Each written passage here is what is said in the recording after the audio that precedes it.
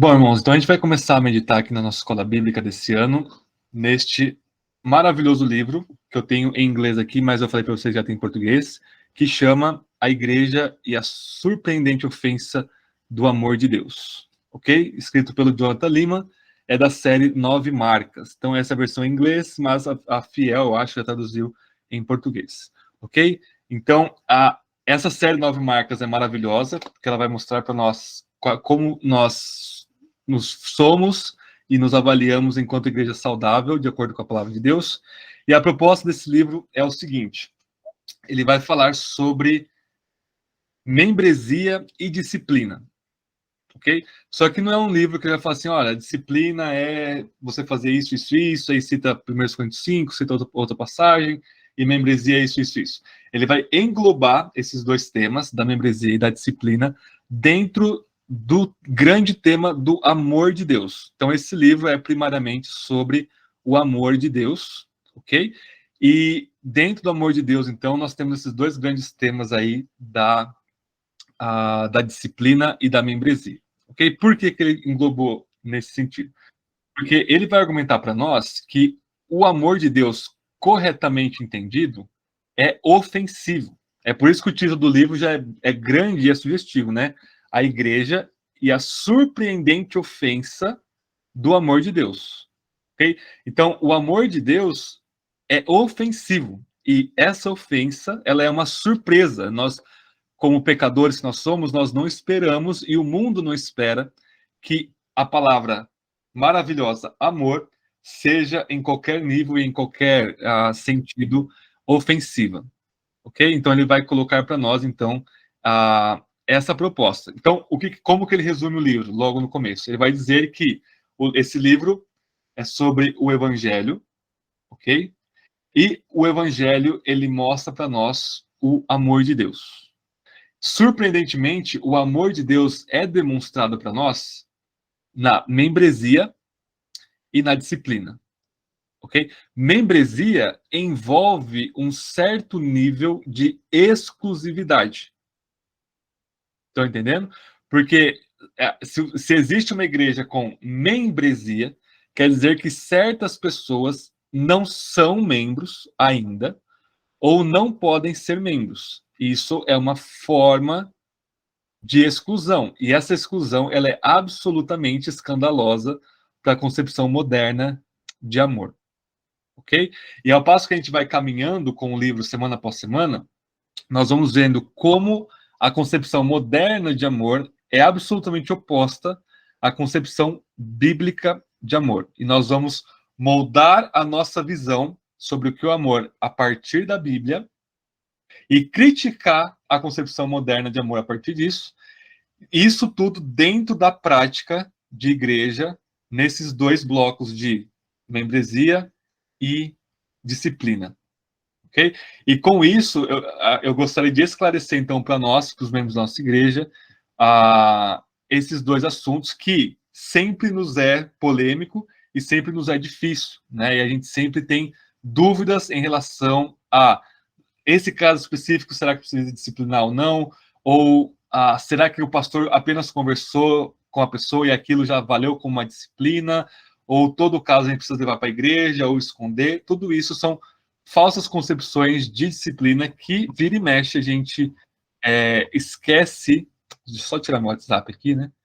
Tá fazendo barulho. A gente esquece e acaba se enredando com essa concepção mundana de amor. Ok? Então, esse livro é sobre o Evangelho, sobre o amor de Deus, e ele vai falar para nós o seguinte: olha, a disciplina e a membresia vão mostrar para o mundo, e também para nós, para a igreja, como que Deus ama e o que é o amor de Deus. Então, vejam quão importante, o quão fundamental e essencial é esses dois conceitos da disciplina e da membresia. Tudo bem? Vocês estão vendo os slides aí, né? Então, pessoal, olha só. A gente vai ver cada capítulo do livro, ele tem vários pontos, ok? Na aula de hoje, a gente vai ver os 3 primeiros pontos do primeiro capítulo. O primeiro capítulo chama A Idolatria do Amor, como eu coloquei no slide para vocês. Ou seja, ele vai mostrar como o amor se torna uma idolatria, um ídolo, e como isso vai afetar a nossa prática e o nosso conceito de igreja. E ele começa o livro com a frase desse pagão aí, John Lennon, né? E o John Lennon ele vai resumir nessa frase a boa parte da concepção mundana sobre o que é amor. Ele vai falar assim: tudo o que você precisa é de amor. Amor definido no conceito não bíblico mundano aí do John Lennon. Então vejam que a noção de amor, seja ela como for definida, ela é elevada à posição de divindade, porque assim, tudo que nós precisamos é o quê? É Deus. Deus trino em sua totalidade.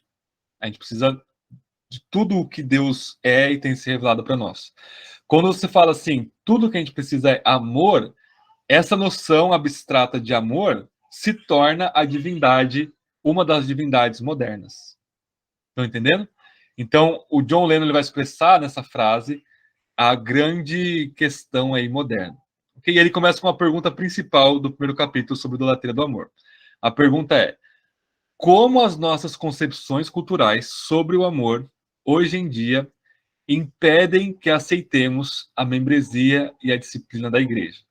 Okay? Então, olha só, ele vai dizer que existem conceitos culturais modernos sobre o amor que impedem ou a gente, ou outras igrejas, ou a maioria das igrejas, de aceitarmos esses dois conceitos da disciplina e da membresia. Resposta principal, que ele vai trabalhar depois em vários pontos, que a gente vai ver 3 hoje e 3 semana que vem, são 6 pontos.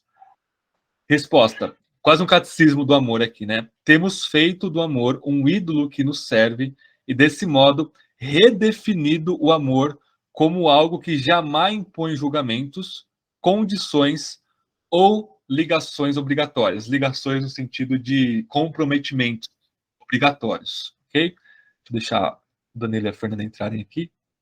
Então, essa é a resposta. Por que que as igrejas têm negado o conceito de disciplina e membresia? Porque elas têm uma noção de amor que é cultural, só que o problema desse cultural é que é antibíblico, ok? E aí, como que se define o amor na cultura de hoje? É algo que você não julga, não impõe julgamentos. O que que é membresia e disciplina? É uma forma de julgamento, não é?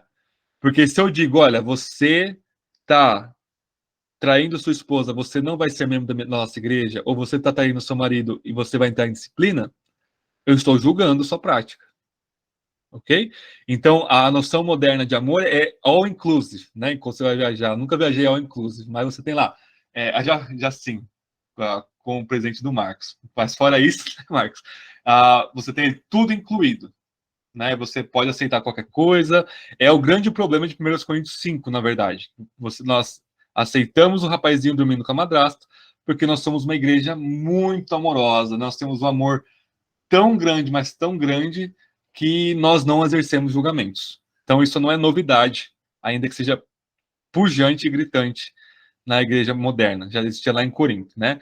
Ela não impõe condições, membresia e disciplina é impor condições.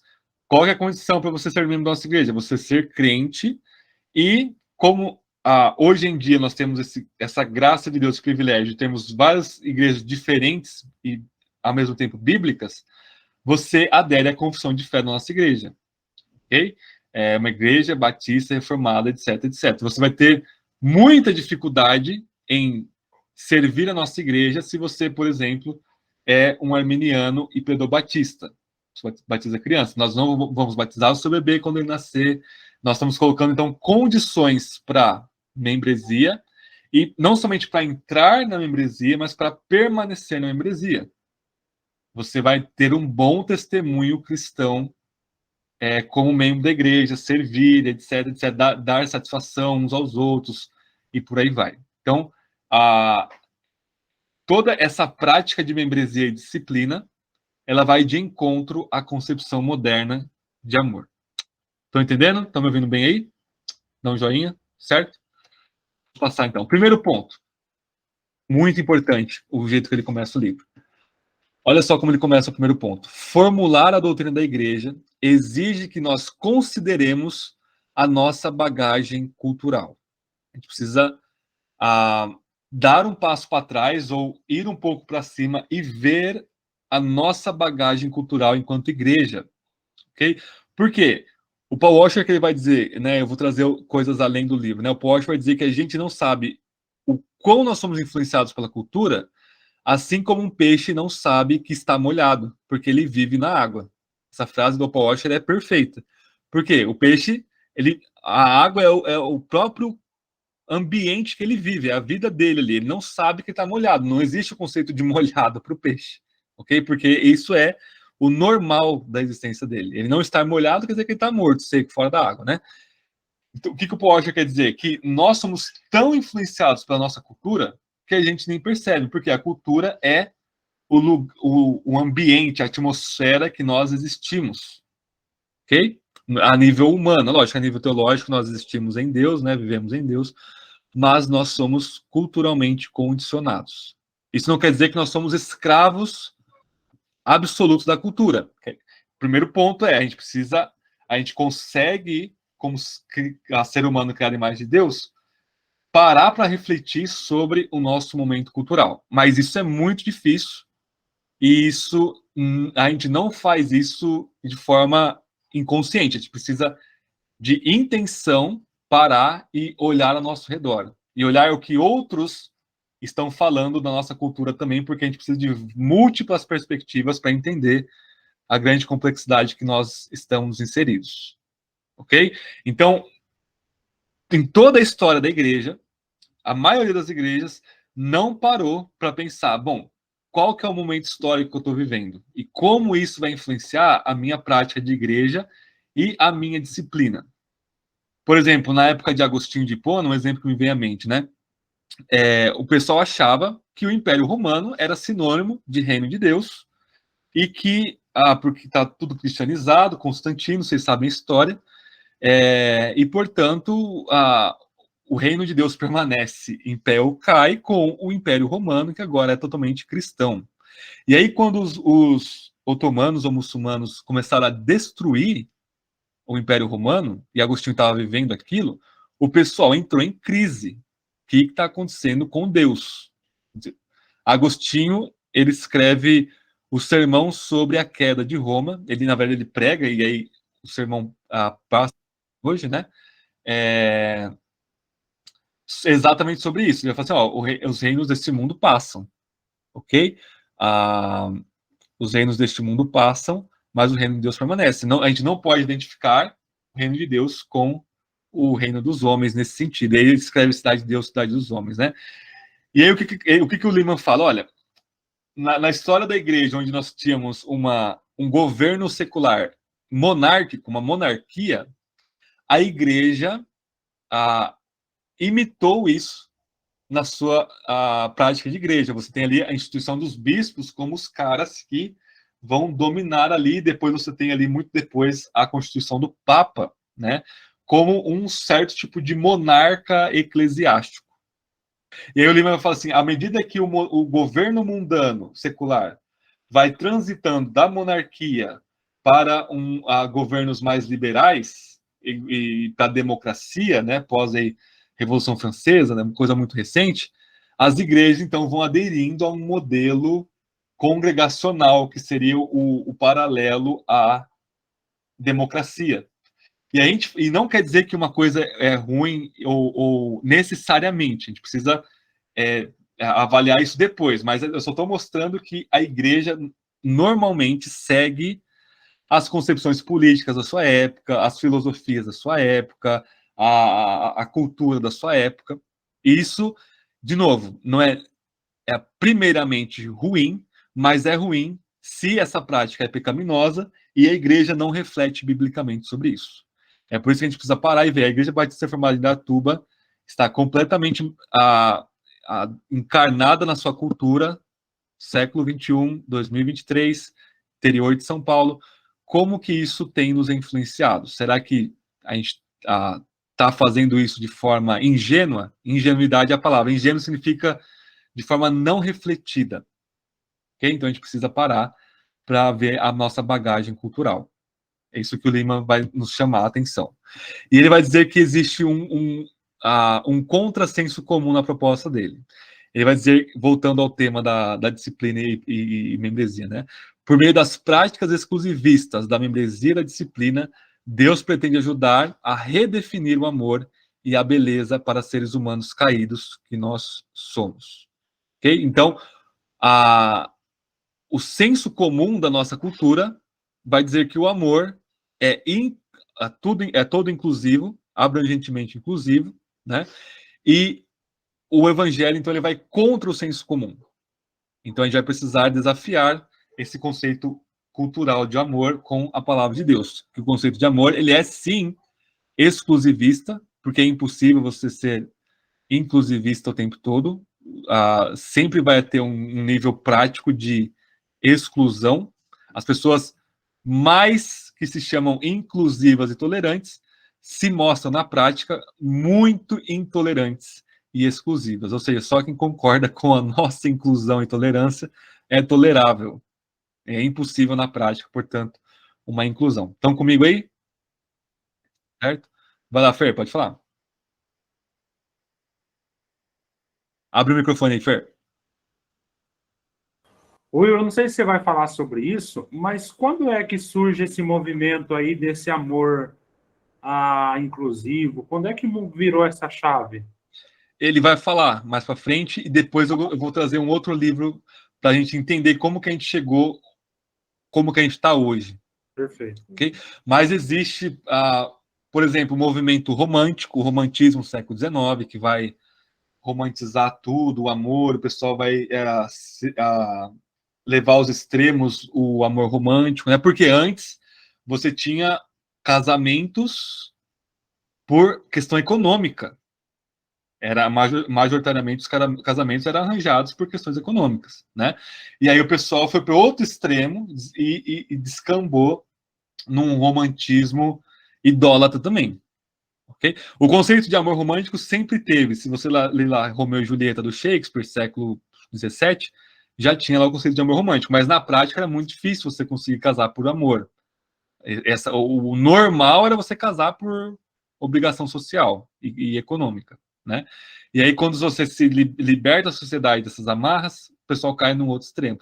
E aí tem, por exemplo, o triunfo do terapêutico, né? O pessoal, todo mundo psicologizado ao extremo. Isso é um outro mal que veio também com Freud e outros doidos aí. E, assim, é um conjunto de coisas muito grandes, certo? A gente vai vendo isso ao longo do curso e depois no próximo livro, que é de outro ator, do Carl Truman também, certo? Então, esse é o primeiro ponto. A gente precisa ver nossa bagagem cultural e não aceitar as coisas como elas são. E a maioria das igrejas vão aceitar conceitos culturais sem refletir sobre eles biblicamente. E isso, na teologia bíblica, fugindo um pouco do livro aqui, a gente chama isso de falácia do anacronismo semântico. O que é esse palavrão? Falácia é um erro grotesco, é um erro lógico. Anacronismo é quando você pega um conceito moderno e aplica a um mundo antigo, ou vice-versa, de forma refletida. E semântico é significado.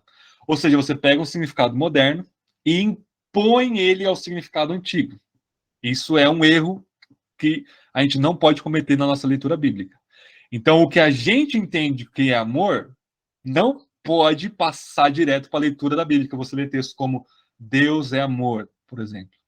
Aí você precisa descobrir o que a Bíblia fala e localiza como amor é uma coisa, e aí depois eu passo, e aí vamos dialogar. O que o conceito moderno de amor tem de bíblico e tem de não bíblico? A gente precisa purificar. Ok? Abram comigo a Bíblia em 1 João capítulo 4, para a gente passar esse primeiro ponto aqui. Primeira carta de João, capítulo 4.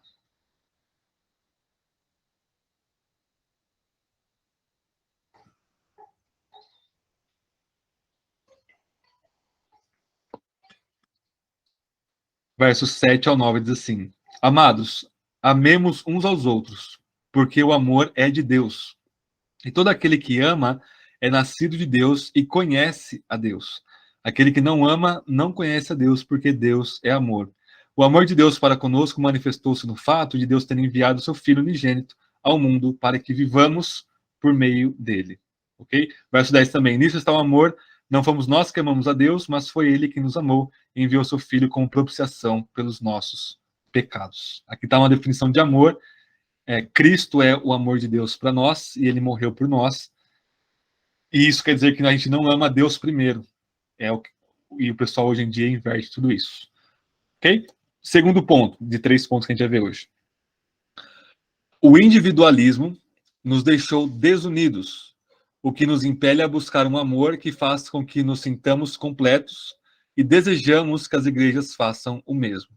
Então, uma dos desdobramentos da idolatria do amor é o individualismo. Então, eu vou amar a mim mesmo, eu sou o meu Deus aqui, e aí vocês que têm que me servir, vocês que têm que me realizar, a minha esposa que se vira para me satisfazer e para me realizar emocionalmente, tudo mais, e isso é o individualismo. Pode falar, Rafa. Romanos 5 e 8 fala isso também, que Cristo é o amor de Deus para nós. Isso. Então, o amor de Deus é derramado no Espírito, e esse amor é Cristo, que morreu por nós quando ainda éramos inimigos, né? Valeu, Rafa. Então, o individualismo é o ar que o nosso mundo moderno respira. Okay? E aí, independente da ideologia política da pessoa, a pessoa pode ser comunista, a pessoa pode ser liberal, pode ser conservadora, todo mundo foi engolido por essa praga do individualismo. Ok? E o individualismo faz com que a gente busque a nossa autossatisfação em detrimento do outro. Ok? E aí o que eu falei, olha só, o casamento entraria agora, né? A gente tinha casamentos arranjados antes e o casamento romântico hoje, né? E aí vamos analisar, é errado casamento romântico? Não, porque Cantares você tem ali um grande poema, o maior de Salomão, demonstrando o amor romântico entre Salomão e a sua amada, né? E Lutero, lá no século XVI, ele já lutava contra o casamento arranjado por questão econômica. Lutero falava que tinha que casar por amor, tanto que ele amava a Catarina Vambora, né? Ele não casou porque o pai dele obrigou ele, certo? Então Lutero, já lendo Cantares, Lutero lia muito Cantares, na verdade, né? Ele tinha até muitas preleções em Cantares. Ele vai em vários seus escritos mostrar que combater essa questão, e isso é uma coisa absurdamente revolucionária para o século XVI, se a gente pensar ali em 1500 e alguma coisa, né? E aí nós temos a paganização de Cantares e Lutero no século XIX com o romantismo acabando com tudo aí, ok? Então o pessoal, os homens ficaram assim ababacados, né? Numa coisa muito bobinha, muito infantilzinha de noção de amor, né? Era muito comum no século XIX a molecada de 17, 18, 19 anos se matar, muito comum, tinha muito suicídio no século XIX por amor. Então, minha amada não me corresponde. E o sujeitinho era um tranqueirinha da vida, né? E aí ia lá e se matava. E aí isso era bonito, isso era coisa romantizada do amor, né? Então, o pessoal levou isso ao extremo. Okay? Porque o amor que vai sustentar o casamento, o compromisso, ele não é essa coisa piegas de ficar sendo romantiquinho no sentido contemporâneo o tempo todo. Né? É um amor sólido, maduro, robusto, que sim se expressa com caprichos um para o outro, né? Mas não é igual adolescente bobinho. Né? Vocês sabem do que eu estou falando. Não quer dizer que o amor esfriou, quer dizer que o amor amadureceu. Tudo bem? Porque vocês amadureceram também. Certo? Então, olha só essa frase dele aí no final, a última parte do slide. Tudo que é motivado pelo amor hoje em dia é o trunfo final das pessoas. A pessoa tá namorando um bandidinho. Mas é por amor. Então tá tudo bem. Né? Aconteceu não sei o que, alguma tragédia, alguma questão que você fala assim, não é para vocês ficarem juntos, por exemplo, não tem como ficar juntos. Mas é por amor. Eu tô dando tudo o que meu filho quer, eu tô mimando ele assim, até ele apodrecer os ossos dele, mas é por amor. Então, quando você usa essa expressão, é por amor, pronto, checkmate. Você ganha todos os argumentos. Estou falando do contexto cultural nosso, não da igreja. Ainda que a igreja também vai fazer uma coisa dessa. Ah, eu estou fazendo tal prática na igreja, eu acho que não é muito bíblica, mas é por amor. Pronto. Então, se é por amor, o pastor está fazendo por amor, o diácono, o membro está fazendo por amor, então tá bom. Então pode ser, pode fazer. Ok? O que é isso? Conceito demoníaco, mundano, pecaminoso de amor. Porque o amor que vence todas as coisas, né, é o amor bíblico, ok? Que leva o pecado a sério e tudo mais. Não é esse amorzinho frouxo, não. Bem? Esse é o segundo ponto aí dele. E nesse segundo ponto do individualismo, ele vai falar que o amor, hoje em dia, é um amor de autoexpressão e autorrealização. Isso entra nas portas da igreja com tudo. Né? Por exemplo, como que isso se traduz na prática? Gosto de música. Então eu vou na igreja que as músicas me agradam. Se eu não gostei da música daquela igreja, eu fui visitar uma igreja, não gostei das músicas, não gostei do estilo musical, muito contemporâneo ou muito antigo, não tem bateria ou tem bateria, eu não vou ficar nessa igreja. Isso é uma forma de amor individualista que se quer uma autorrealização dos seus gostos pessoais em detrimento da comunidade e da Bíblia. Ok? Separar a igreja por faixas etárias. Isso é uma outra desgraça também. Ok? Uma coisa vamos reunir uma vez por mês para a gente focar questões de masculinidade e feminilidade. Outra coisa é dividir a igreja em um monte de grupo. Ok? Por que isso é uma expressão do individualismo? Porque eu só vou ouvir e ter comunhão quem tem a mesma ideia que eu. O senhorzinho lá, eu tenho 14 anos, o senhorzinho lá de 60 anos, não sabe o que eu passo, não sabe a minha linguagem, eu não quero ouvir ele de maneira nenhuma. O que a Bíblia fala? A Bíblia fala que os mais novos devem andar com os mais velhos. Não fala isso? E a Bíblia fala que as menininhas, as irmãs mais novas, precisam andar com as irmãs mais velhas para aprender a amadurecer. Como que um bando de macaquinho adolescente se juntando no sábado à noite vai amadurecer? Isso, olha essa cara do Lima, gente. Isso é um conceito mundano de amor individualista entrando na igreja. Um amor de autorrealização, de autoexpressão. Então não tem como me expressar com um sujeito que é da faixa etária diferente da minha. A criança não vai entender o culto. Né? Então, a criança não vai estar se autorrealizando no culto. Isso é conceitos pecaminosos sobre o amor. E uma outra coisa, o amor de Deus, então, é sobre mim, meus desejos, meus planos, meus sonhos, e não sobre ele mesmo, né? Que é o que a Bíblia fala. Certo? Então, terceiro ponto para a gente caminhar para o final. A gente tem o individualismo e o consumismo agora. Ok?